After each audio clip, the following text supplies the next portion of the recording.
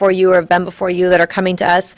Do you also then oppose the no stricter than federal rule, where we would be limiting our ability to issue regulations in the state of Michigan that are stricter Oh, in this than case, federal? in particular, It wouldn't be in this case. The bill covers all cases. Would you be in support or opposition? Vice Chair, I'm questioning the relevance of the question since it... Well, it seems to be that, as we're looking at this, if what we're saying is in this instance, we want to be able to regulate health effects. I understand the political point. I'm wondering what the relevance is. I understand the political point, questioning the relevance to this discussion before us. I'm asking if we want to start parsing out I understand the political effects. point. Yeah. I'm questioning the relevance to the discussion before us. Do you want me to answer your question about the relevance? I think that's what I was just stating was the relevance I to guess this. what I'm saying as chair is I don't think it's relevant. All right. Any other questions from the committee?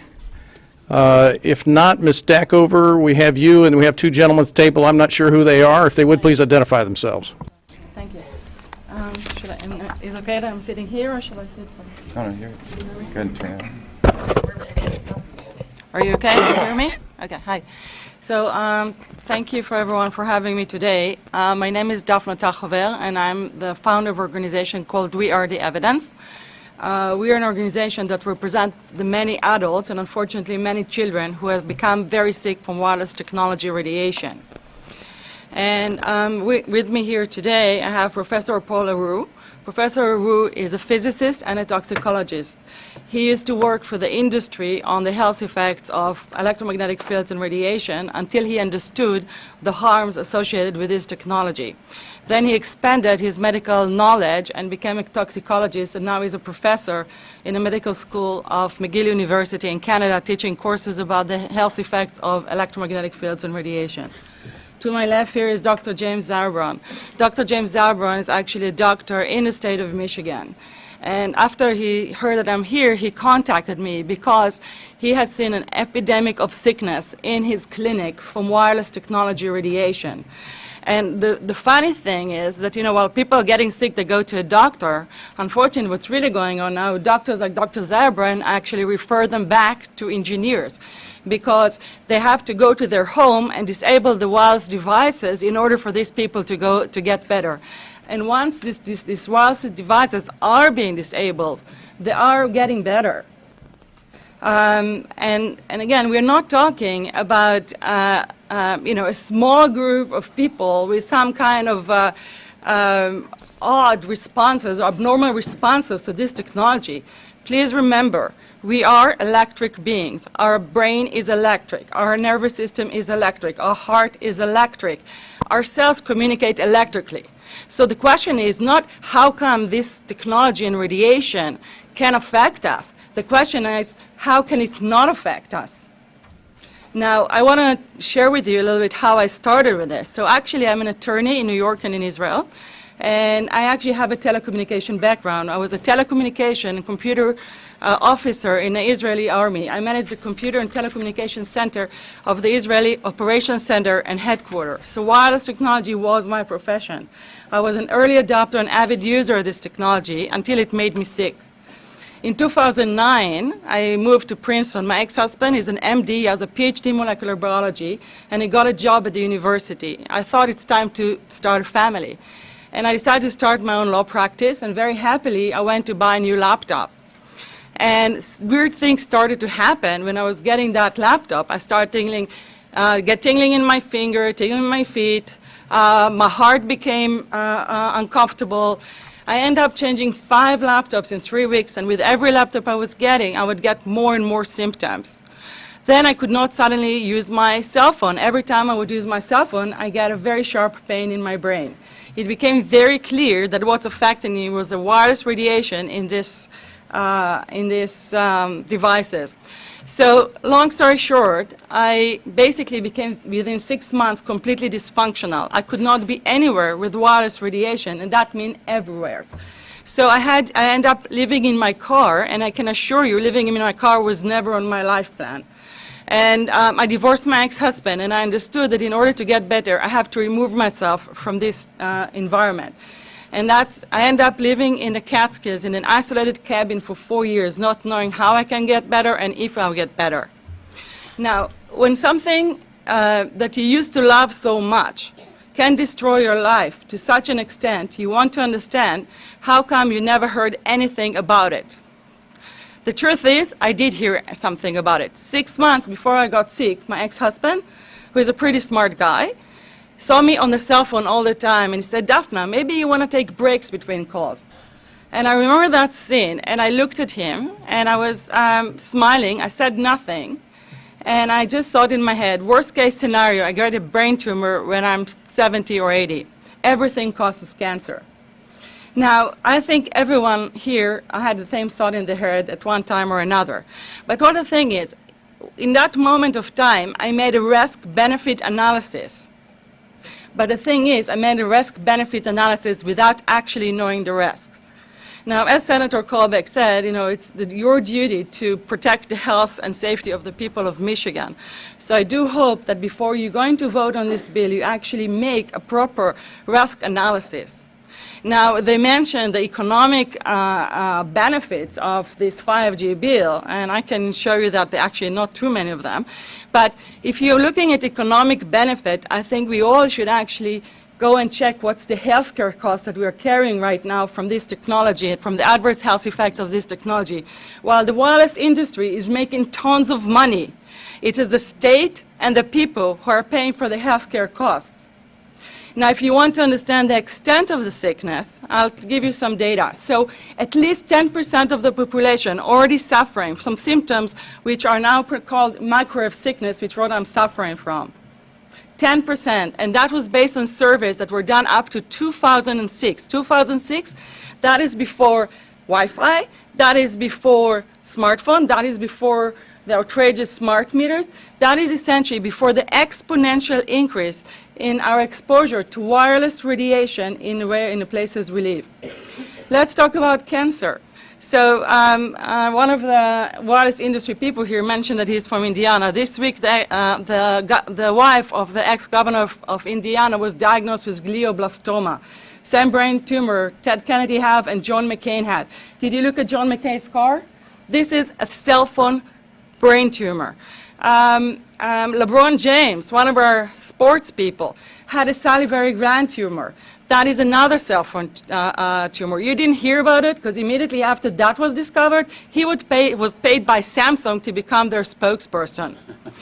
Now, the 4 top diseases that kill our children, our young adults right now, are brain tumors, thyroid cancer, testis cancer, rectal cancer, everywhere we put our cell phones. Breast cancer. We suddenly have breast cancer in women who have no DNA predisposition to have breast tumor. And funny enough, they had a very odd distribution of their tumors. They usually resemble the shape of the cell phone, the way they used to put the cell phone in a bra. Reproductive harm. There is a significant decrease in the quality of sperm in male in the past 10 to 15 years.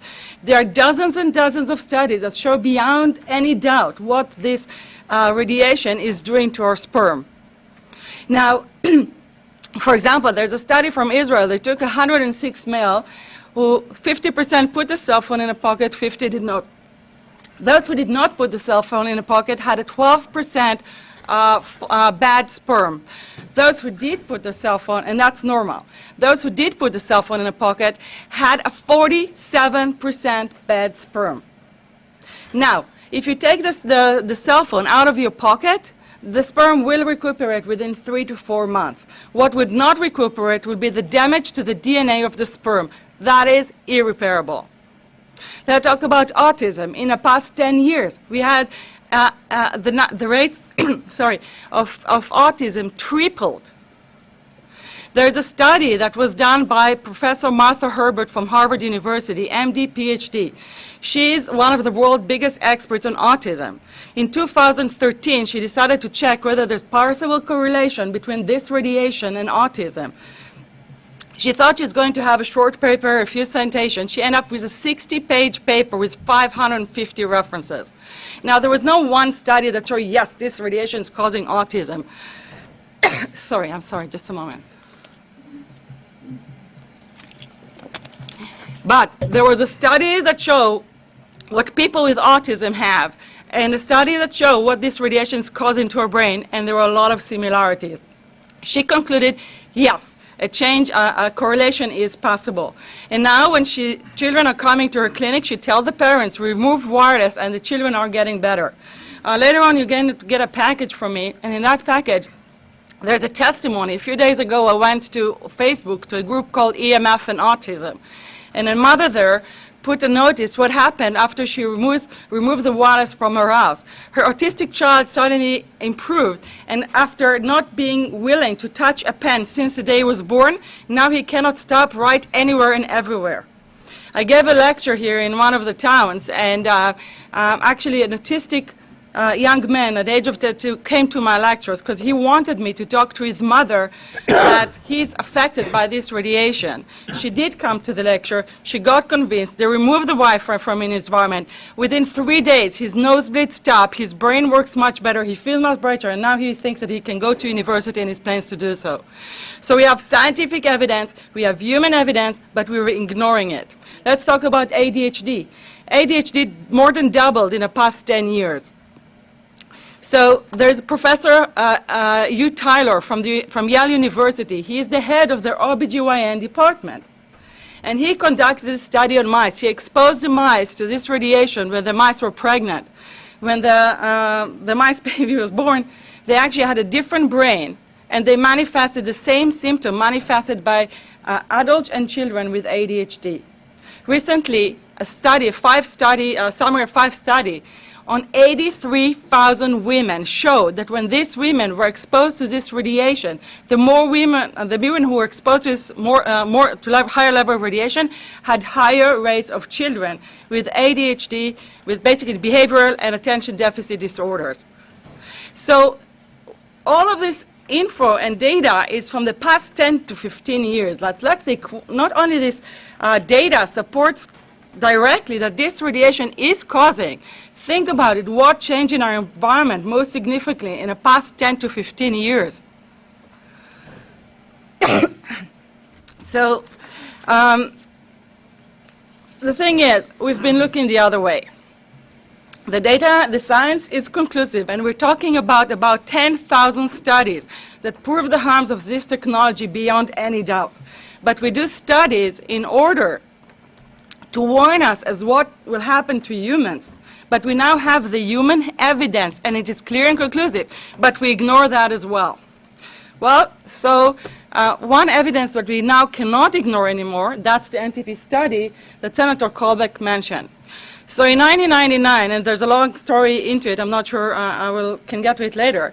In 1999, the federal government, in 1993, the CTIA, the Wireless Industry Lobby Association, after it was sued for a brain tumor that a man sued for a brain tumor that killed his wife, in 1993 the wireless industry said, okay, you know what, we're going to learn this topic. We put $25 million into studying this topic.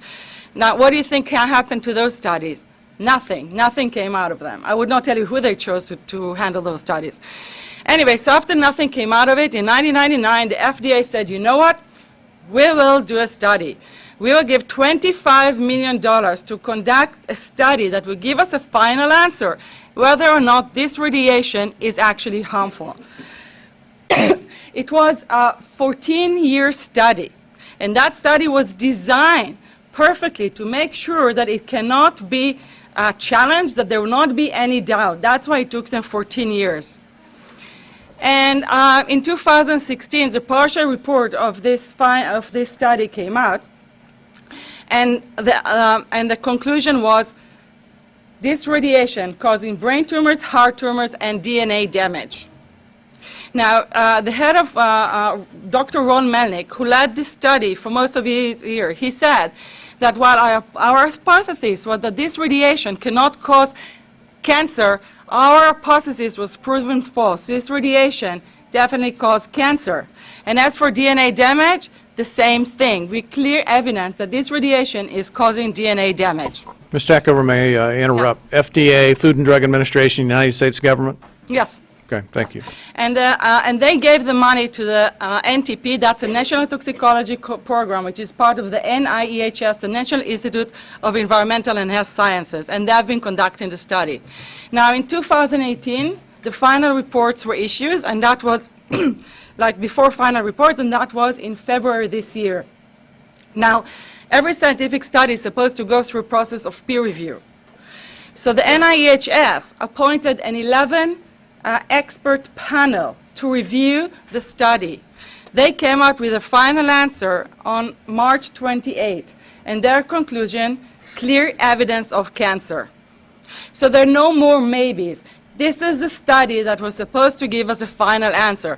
Final answer is carcinogenic effect.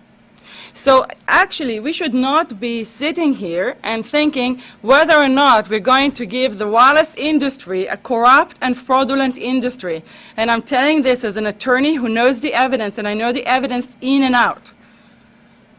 And a lot of their evading questions, I can clarify those, evading answers for you on a legal basis. But, you want to give this industry unlimited access to our public right-of-way to put cell towers that are going to be put in the same height of our second floor bedrooms. And if you look at this page that I asked to give you, I don't know if you have it, the second picture, that is show neurological problems associated with radiation from cell towers up to 400 meters. And you can clearly see that the closer you are to the cell tower, the higher of neurological problem you have. And these antennas will be put directly outside of your children's bedrooms. So we should not be sitting and thinking if we're going to give this industry unlimited access to our public rights of way. We should instead, when we finally admitted that cigarettes are causing cancer, we labeled cigarettes. Warning, we put warning on the cigarettes. We banned smoking from public areas. So this is really what we should be doing here. The legislator should pass legislation to protect the health of the people. So right now we should be sitting here and proposing legislation to warn the public, to inform the public, because this wireless industry has put billions and billions of dollars in the past 30 years to mislead the public as to the health effects and keep the public uninformed. So we should legislate the health effect. We should make sure every person in the state of Michigan know about this harm. All of those people who had smart meters, a LED smart meter, forced on them on their home should be informed that this radiation from those meters can cause them cancer and DNA damage. And they should have the right to demand the removal of those meters. We should remove Wi-Fi from schools, and I'll say a word about the Wi-Fi from schools.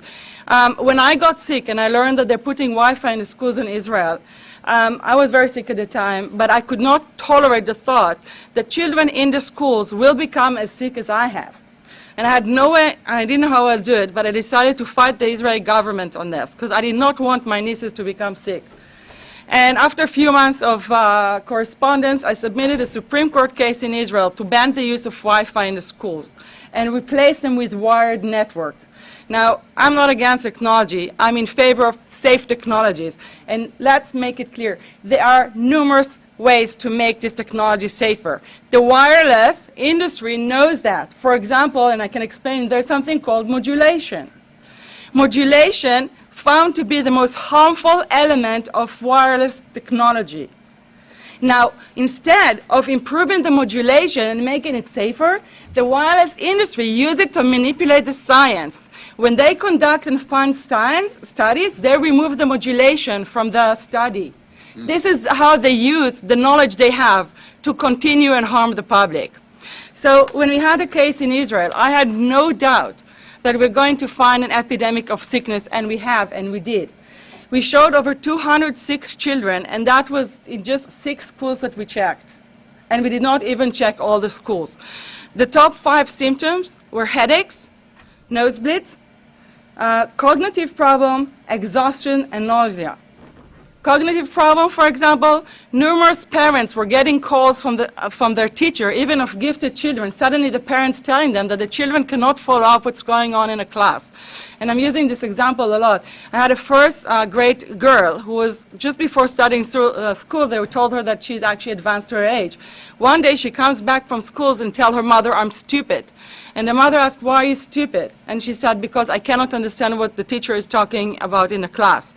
And then she said that she had a lot of tingling feeling she feels like an ant walking on her head. So, and again, I can tell you stories from now to tomorrow, including in the state of Michigan. And in the package that I left you, there's a story of a family, a father who is a truck driver from Michigan, testimony about how his 12-year-old daughter is extremely sick from wireless radiation. And they didn't know this for years. The moment they removed the Wi-Fi, this girl immediately improved. And a lot of our children are sick, and they're being misdiagnosed and mistreated because the wireless industry is keeping us and our doctors misinformed. Now, we cannot not make the comparison to what happened with the tobacco industry. Actually, the wireless industry has been following the tobacco industry and perfected it, and I'll talk about it in a second. They probably conducted what I believe to be the biggest fraud on the public ever conducted. And again, every word I'm saying, I'm willing and can prove. I'm an attorney. I would not say things I cannot prove, and there are tons of documents to prove everything I'm saying. Now, back to the schools. As a result of the case, in Israel, they put limitation of the use of Wi-Fi in the schools. And now, last year, actually, Cyprus banned Wi-Fi in schools completely. Now, in the U.S., the only state that conducted a review of the issue, that is Maryland. They have an advisory board appointed by the governor on the issue of health and safety of children. They conducted a hearing, a long hearing. They heard expert. I gave testimony. And as a result, in December 2000, I think it was 2016, they came out with a report that say Wi-Fi should not be used in school. We should put wired network. And we should limit the exposure of our children to this radiation. They had 4 doctors on the panel. This is, when this data is being reviewed by professionals, the results are conclusive. The biggest review of the science of this topic was done by what's called the Bioinitiative report. That is a report prepared by 30 leading scientists and public health officials on this issue worldwide. After reviewing 1,800 studies on wireless radiation, they concluded this radiation, including radiation from cell towers, Wi-Fi, cell phones, smart meters, cause bioeffects within minutes of exposure. We are all affected, whether or not we feel it, and this is causing a lot of adverse effects in our body. How can it not? So, I mentioned that this is a fraud, and I want to, and there were a few questions here from you about whether or not people who got sick will be able to address it and try and remove cell towers. So in 1993, after the first lawsuit, the wireless industry was in problem. Because while we did not learn from what happened with the tobacco industry, the one industry did learn, and that was the insurance industry. I'm sure that many of you do not know that the wireless industry is not insured.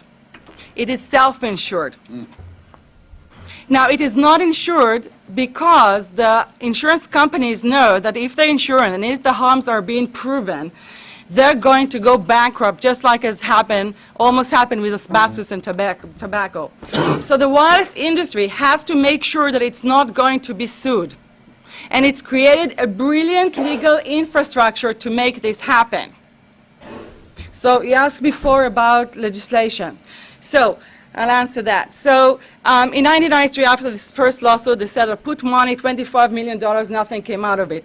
The other thing they did was they started to lobby to take the right to legislate the health effects from our health agencies, from the EPA and from the FDA, and give it to the FCC, because the FCC is a capture agency. And there's a 2015 report by Harvard University, and the whole chapter is dedicated to how the wireless industry is controlling the FCC. And the numerous examples, for example, the previous chairman of the FCC is Tom Wheeler. He was the head of the Wireless Lobby Association for 14 years. Now remember, Obama told us there would be no lobbyists in his administration, so he took the biggest lobby and put him as a head of the FCC. The current FCC chairman, that's Ajit Pai, Verizon attorney. And I can go on and on. The current CTIA, head of the CTIA, is the previous FCC commissioner. So they needed to transfer the... Dafna, yes. can I interrupt you? Yes. We've got some members who'd like to ask you questions in the middle of your testimony. Is that okay? Yes. First on the list, Representative LaFave. Can I have one second? I want to complete that question about how the legal issue was, is that okay? Go ahead, and then Thank you. let me know when you're ready for What questions. happened was in 1993, the FCC started a rulemaking to adopt the IEEE regulations on this issue. IEEE is an engineer association. Why is it that we adopt regulation of engineers who maybe know how to measure this radiation when it's passing a wall, but not when it's passing a body? All our health agencies objected it, saying that it makes no sense to adopt engineer association, that they had not even one biomedical person on their team, and that they ignored all of those studies that shows adverse health effects from these levels of radiation. Then Section 704 was passed in 1996. That was an wireless industry lobbied legislation. This is how our rights in regards to health were taken away by the wireless industry. What this legislation did, it gave the power to regulate the health effects of wireless technology to the FCC. FCC is a spectrum auctioning agency. It's not a health agency. They don't even have one biomedical person on their team. But this is the agency that regulates this. And they adopted the IEEE guideline, despite, at the time, we had over 5,000 studies proving the harms of this technology. And then the other thing that Section 704 did, it actually took the power from the state to regulate location of cell towers based on health. And what does it mean? It means that if they want to put a cell tower in front of your home, you cannot go to your city council and say, hey, stop, I don't want it. I just heard in a lecture that there are 10,000 studies proving that it's harmful. I don't want it. My child is sick. They would tell you, stop. You're not allowed to mention this in the city council. Because Section 704 says that if you will, and if the application will be rejected, the city will be sued, can be sued by the wireless industry. And dozens of our municipalities have been sued for basically talking about health in those city council meetings against cell towers. This is a violation of First Right Amendment under the Constitution. Now, not only that, it's punishing speech because they can be sued, the city can be sued because you talked about health. That's what the wireless industry did. That's how they prevented discussion of health. And why do they want to prevent discussion of health if there's no problem with health? Daphna, I'm going to interrupt you, and so, Representative yes, LaFave, please. do you want to ask yours now, or Yes, yield? Okay, Representative Houck has a question right now. yes. Yeah, I was wondering if you could explain, you said the Wi-Fi companies are self-insured. I worked for a company for 24 years. We made restaurant equipment. Our company was self-insured. I'm sure there's a lot of companies that are self-insured in the United States. If they figured out a way where customers cannot sue them by being self-insured, are there other companies that are doing that? I mean, the lawsuits in this country are, astronomical sometimes, and I'm sure, so wouldn't every company be self-insured so they couldn't be sued? I guess I wish you'd explain the logic a little bit better for me. Well, first of all, I think what you should really think about is why is it that they're not insured? It's not that they chose to be self-insured. They actually rejected by the insurance company from being insured because they understand the risk. And So if the they insurance understand the companies, risk- the big insurance companies So there's will not okay. insure the So telecommunication? there's insurance companies, and then there's what's called secondary insurance companies. Secondary insurance companies are the insurance companies that insure the insurance companies. So in an event, an insurance company, let's say I insure Verizon, and it may not be able to meet the claims, then the secondary insurance company is kicking in. Like Lloyd's of London? Sorry? Like Yes, Lloyd's of London. Exactly. So two leading one would be Lloyd's of London and Swiss Re. Both told the insurance company not to insure the wireless industry, and this is why they're not insured. And that should give you a hint. Now, this is exactly why they have to prevent a health lawsuit. And how do they prevent lawsuit? That goes back to Section 704. So the next thing that happened with Section 704 is, let's say they put that cell tower in front of I your mean, home. not to, No, getting it's- away from the cell tower. So if someone came up and could credibly show, and they can't go to a jury trial and say No, we this, cannot. So what happens? you cannot go to any court and you That is cannot right sue now them the into problem, court. sir. The Third Circuit appellate decision. So people who tried to sue for the damage that was caused to them. So the wireless So industry. that's one decision. That appellate court, that you can is go to right. another No, appellate court, so right? there is- Exactly. So let me answer, sorry, one answer. Section 704 basically take our right to have redress under federal law. So then you can go and now sue for the damage that was caused to you, and that's under state law. And there's a third appellate court decision that said that you cannot sue for the damage that was caused to you, because if you will sue, that will conflict with the intention of Section 704, and that is called conflict preemption. So now people cannot sue for the damage that was caused to them. So they do not have redress under federal law, they do not have redress under state law. So this is how there is no way to sue the wireless industry. That is what the situation, and that is violations of Fifth Amendment due process right. If you don't have redress on the federal law and don't have redress on the state law, you don't have how to sue them. This is how they're protected. Okay, now, that- with this legislation, with the 5G legislation, Daphne, you need to take a breath. sorry. No, I'm not, no, I guess I wouldn't mind later on maybe having one of the telecoms come up and explain their side of it. Yep. But thank you, I appreciate that. Thank you so much. Yeah, Daphne, if you will, when members ask you questions, please let them finish. Okay. That's all right, Mr. Chairman, I understand, sorry. I got a couple of questions for you, because I've heard some things that I hadn't heard before.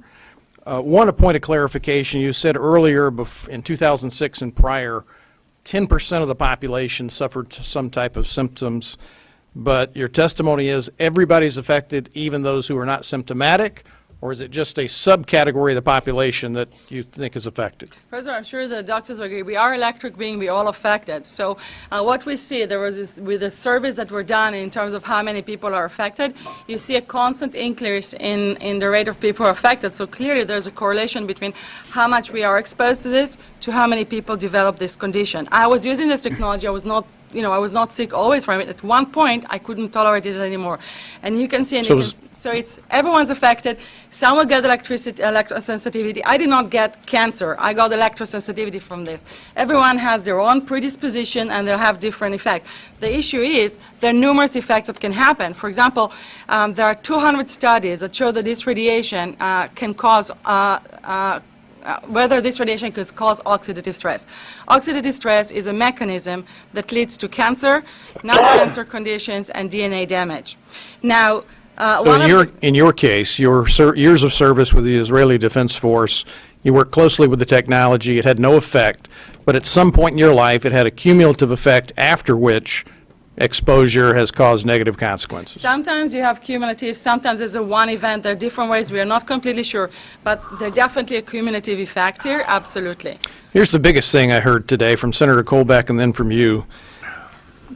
The concept of hardwiring the technology. And, of course, I want to hear from the wireless industry as to whether or not that actually performs the same function for autonomous vehicles, for example. You know, will hardwiring a system be able to power autonomous vehicles? I don't know the answer to that question. I'll answer, yeah. So first, when it comes to autonomous vehicles, basically every claim they made in terms of 5G is not correct. They told you that it's rural areas, it's not rural areas. They told you that it will that it's basically going to reduce our download speeds from 8 seconds to 4 seconds, for example. Yes, it will. But is reducing our download speeds from 8 seconds to 4 seconds can actually pay for $200 billion infrastructure per year. And by the way, I put a memory stick in the package you get, and a lot of the stuff I mentioned is referred to there. And there's an article there by Bloomberg saying why this infrastructure is not going towards it. Another thing that is there, essentially, what is really 5G about? It's not about autonomous car, and we put a letter by engineer Bill Baskett. Engineer Bill Baskett is working for Fiat Chrysler. He is working on the telecommunication systems of autonomous cars. And he wrote you a letter explaining you that 5G is not necessary for autonomous cars. The reason they're telling you that because you're in the state of Michigan and they know that this is important for you, so they tell you that this is essential. That's what they say. In rural states, they tell them it's for rural areas, while it's not. For cars, industry states like Michigan, they tell you that this is the reason, but no, there are already autonomous cars in the state of Michigan, and they do not work on 5G. So this is a false claim. 5G is about data. The wireless industry got to saturation for making money from connecting people. 1G to 4G are about connecting people.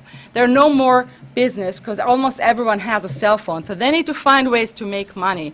And the way to make money is data. Data is the new oil. Why do they need those antennas everywhere? Because they're going to put, and there already are, antennas almost in every device and appliance in our house. They even have antennas in our baby diapers, send a message to the mother when the baby poops. So they're collecting that data, and that is a lot of data. For that, they need bigger bandwidth and a lot more antennas to transfer that data and sell it. And in the documents I provided you, there's a McKinsey report. McKinsey is one of the world leading consultancy firms in the world. And they have a report that this data selling is an industry of between $4 to $11 trillion a year for the wireless industry. That is what 5G is about, selling our data, taking our data and sell it. That's why you need so many antennas in front of almost every home.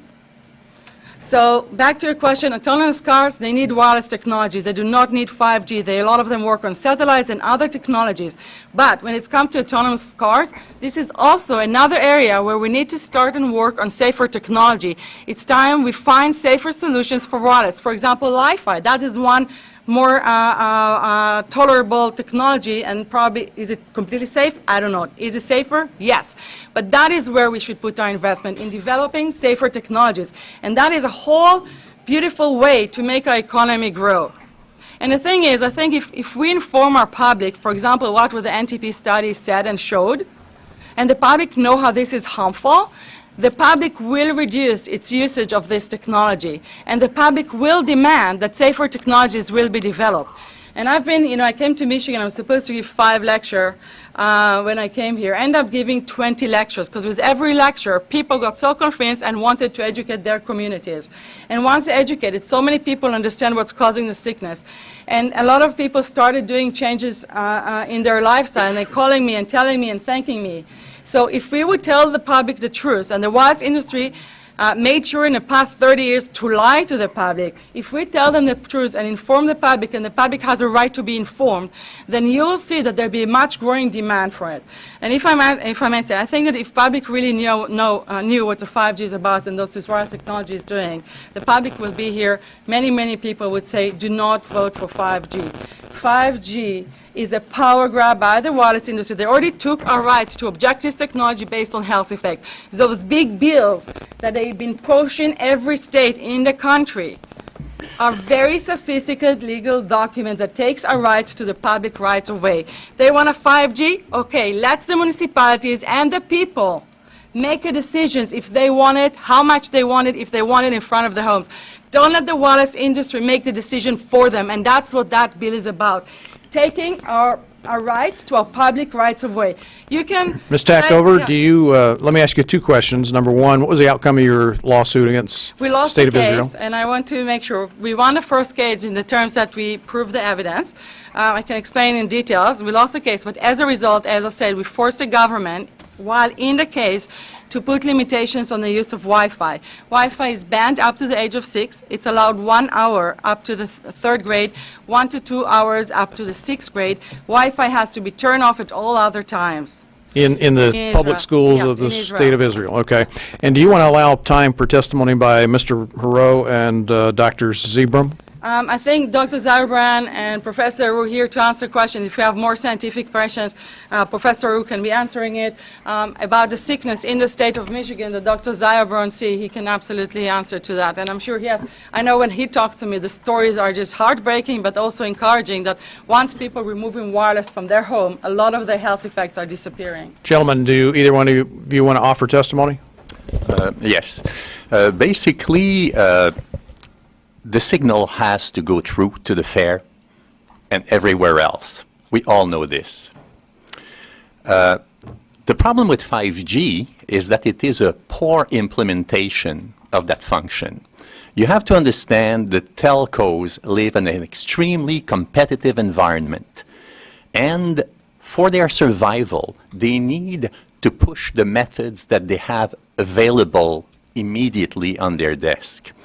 And because of this, they may not, unwittingly, always be acting in the public interest. What I am proposing as a vision of the future for Michigan is that you don't need so much reliance in terms of data volume on wireless have this carried by optical fiber instead. Optical fibers is incredibly faster than 5G. You don't design a car on a cell phone. You design a car on a fast workstation. So in terms of a country being competitive, the future is clearly optical fiber. This is what telcos use for themselves. But it is commercially more advantageous to sell wireless. The effects of wireless on health scientifically are very, very clear. But industry, in its position, has used its influence on national committees, on professional committees, to provide endless discussion of the science, which apparently led to no conclusion. But now, with the statements of the International Agency for Research on Cancer, with a succession of animal studies by Chu in '92, by Ripaccioli in '97, and by the NTP recently, confirmed by Ramazzini in Italy, there is scientifically evidence that is so strong that you can be certain that the standards used by the SCC to manage health effects are wrong. Professor, what is the NDP? I've heard that study several times. NDP is what? National Toxicology Program. National. National Toxicology Program, that's the study that was funded by the FDA in I 1999. can talk to that. So it's a $25 million study on rats and mice that was supposed to demonstrate that there were no effects of radiation below thermal. And in fact, it demonstrated exactly the opposite. And it follows on the heels of two major studies on animals that said exactly the same thing. The writing is on the wall. It's whether you and the society that we live in want to recognize it. There's other ways to do this. The signal has to get through, but not at the cost of the health of citizens. There's very real health effects that are documented by epidemiologists. So you have to heed this warning now, or we will see each other later under less favorable circumstances. Professor, do you have some affiliation with Microsoft? No, I don't. That would be Mr. Clegg. Okay, Clegg, okay. Somebody there's, else. Frank You Clegg, are a professor with McGill University, and that's in Montreal, Canada, is that correct? Yes, I am a professor in the Department of Epidemiology, Biostatistics, and Occupational Health, and I teach there both toxicology and health effects of electromagnetic radiation. I have been active in the field, both on the industry side and on the side of public health for 35 years. Okay. Dr. Zybram, did you wish to offer Yeah, I testimony? would commend an excellent presentation here. Nothing much left to think about. No, clinically, as far as certain people being affected, I've been in practice 22 years, and the last 4 or 5 especially, I'd say 89% have some issue, electropollution. I do extensive blood work, look at minerals and lifestyle, and you find things that could help them. Maybe the thyroid's off, or they're allergic to certain foods. But ultimately, they come down to get their full cure, which we're interested in, not just covering up. The engineers go to the home. I talk to them about their phone. I have a meter in my office. I show them what their phone's doing right then and there. And he goes there, and finally, now we see some good effects, big changes, especially children. So that's my concern. Things like memory, dizziness, anxiety, brain fog, is definitely tied into the EMFs. So that's my passion. Yeah. Representative DeFave, do you want to ask your question at this point? No. Not at all. Okay. I mentioned something. Yes, ma'am. When I came to Michigan about a month ago, a few days after that, there was some kind of a hearing, and we heard on the radio one of the representatives saying that considering what happened with Flint and with the NASA, we have to ask ourselves, how did we get here? How did we have the message on the wall and we ignored it? And this is exactly what it is about.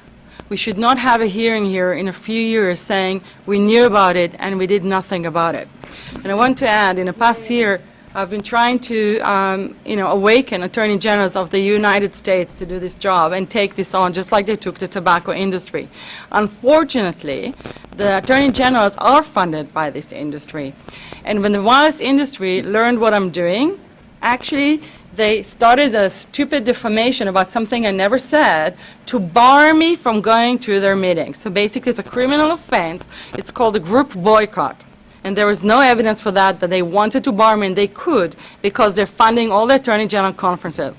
In one of those conferences, I actually spoke to the Deputy Attorney General of the state of Michigan. His name is Matthew Schneider. And he actually got convinced by what I said. He came back to his office and to the Attorney General's office of Michigan, and he told them this is real.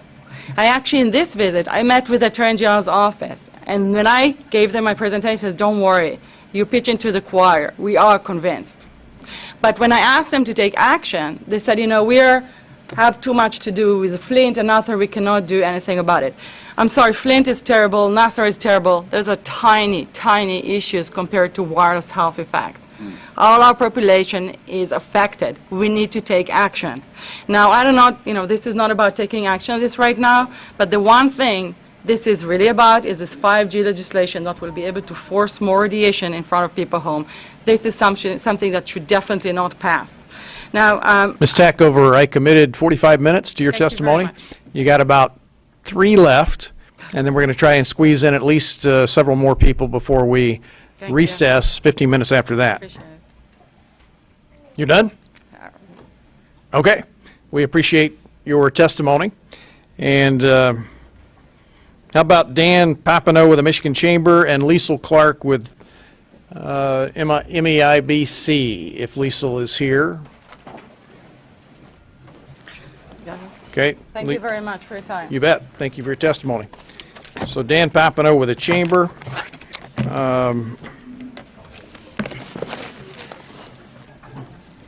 If Haran Rashis with Extent Systems, Inc., Theodore Bolema with Free State Foundation, or Christopher Davis with CTIA would like to squeeze testimony in the next 15 minutes, you're welcome.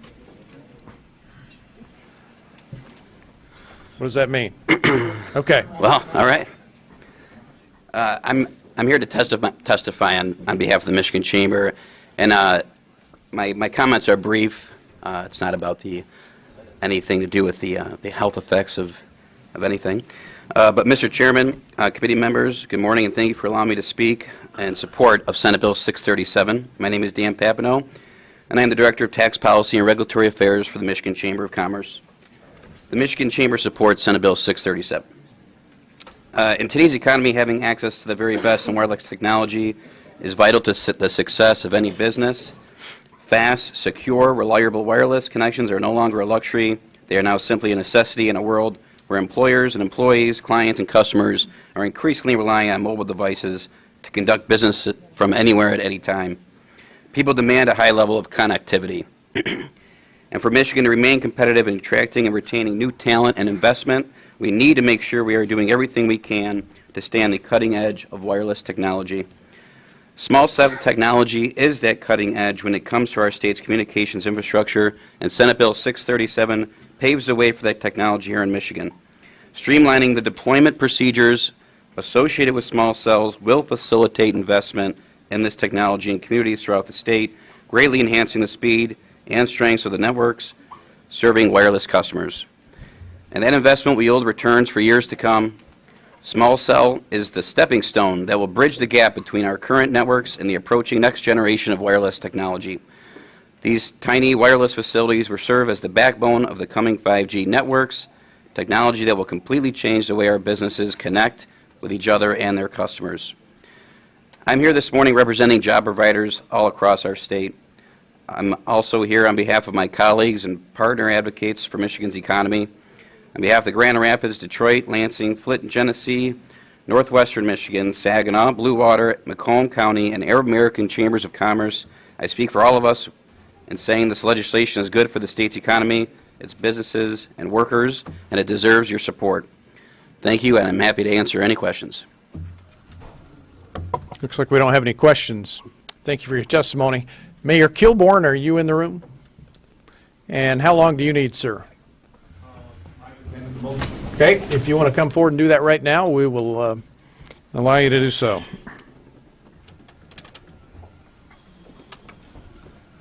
Please press the red button there, Mayor, and you have somebody with you, if you don't mind introducing him as well. This is Mike Watson. He's with ProTech. Okay. Welcome to the committee, sir.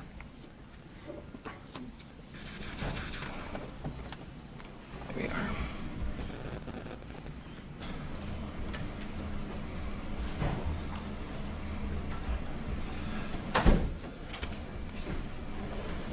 Come on.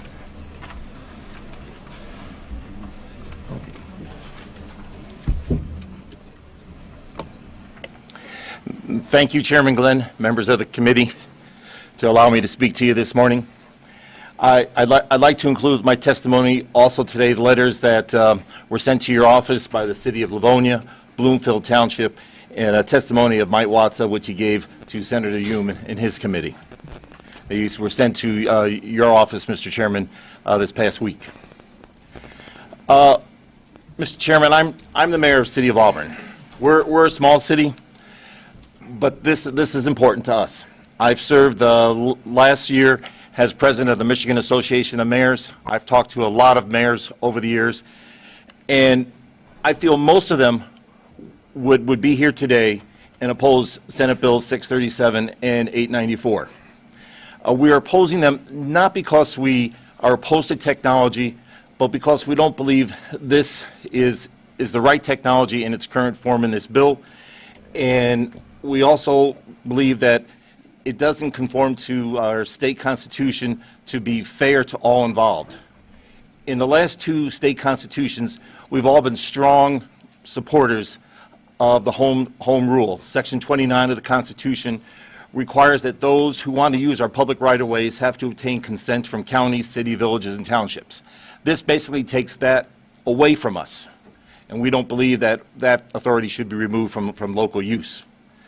We also believe that the utilities who use these right-of-ways should pay a fair rate, like the other providers that we have that use our right-of-ways. There's fees, different fees for the utilities, electric companies. There are different rates we charge for cable companies. Now there are a different set of fees for use our right-of-ways for these wireless units. And somewhere along the way, I fear that we could get sued by saying we're not playing fair from one to another because of different rate structures, because they have access to these rates. The utility, the main wireless companies, they're profit-making corporations. They make millions and billions on these things. If we give them right-of-way access, where's the trade-off truly to us? It was said this morning here, sitting at this table, that the equipment on the poles are going to be about the size of a briefcase. I brought mine kind of up with me here today. This is a computer bag. It's not exactly an official briefcase, but it's close. While sitting in the back there, I Googled measurements. It's 0.6 cubic feet. 0.6 cubic feet. But yet the bill says we're going to have, 35, 34 cubic feet we're going to allow on our poles. If they say it's going to be the size of a briefcase, why are we putting in the bill that it's going to have so much more room for equipment on there? They also stated this morning there's going to be no co-location. So I can't say, well, Verizon's going to be on 3 poles, or sharing them with Sprint, sharing them with the next carrier. Nope, they're going to each have their own. So I kind of look at this in urban areas, more populated, because they did say that the service is dependent on demand. So the more larger communities will need more of these than smaller ones like my town. So I look at a grid about 500 feet apart, because they say the radius of the signal power is 300 to 800 feet, so say 500 feet. So I look at a grid, take a large community like Lansing or something, and about every 500 feet on this grid, they're going to have a pole, and that's just one carrier if they want to do all that they say they're going to do. That just seems way overkill. Do we really need to have all the electronic devices in our homes as they're promising us to have? Local government, is on the front line of this. We have to explain why to our residents we're going to allow all these poles to be put in certain places. Mr. Mayor, can I interrupt you just a second? Yes. Is it your understanding that that's every 500 feet for each provider? Well, they're not going to co-locate, they stated this morning. They say the radius is 300 to 800 feet is what I heard them say this morning. The measurement that I have heard in the past has been they want about 500 feet apart, so about maybe every 4 or 5 telephone poles. So in large urban areas, may not happen in a smaller town, but larger for them to have the connectivity that they want, I don't know else how it will work if they don't have that many of these devices on poles. That may be overkill because, if they're planning on using some of the existing devices that they have, but the potential is there because we're allowing that in the bill. So your concern for a small community like Auburn is if you had 4 different providers competing for business, you'd have 4 different series of poles 500 feet apart. It is possible. A couple years ago, we had a representative from Sprint, which wanted to put up a 120-foot tower in our city. They wanted to put it up by our high school. We told them, no, can't put that in our right-of-way. We offered them a couple other locations, and they said no. They also said if we did do this, we might need 2 or 3 more of these in our town. And that was just Sprint. So what if Verizon wanted to have access to the students in Western High School? What if AT&T wanted to have access with more of them in Western High School? How many of these poles are we going to have? And we've all seen these 120-foot poles. They're hideous. I had a meeting with some representatives earlier this year.